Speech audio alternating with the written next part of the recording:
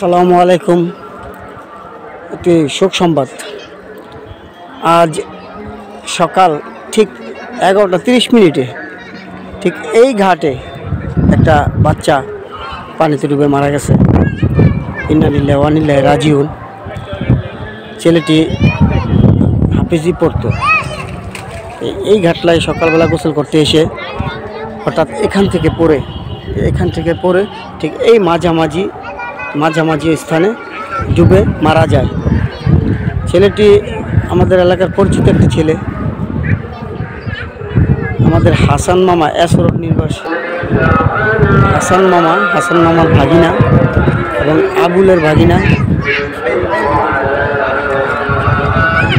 এই ছেলেটি ঠিক এই জায়গাটাতে মারা যায় সকাল 11টার সময় পানিতে পড়ে।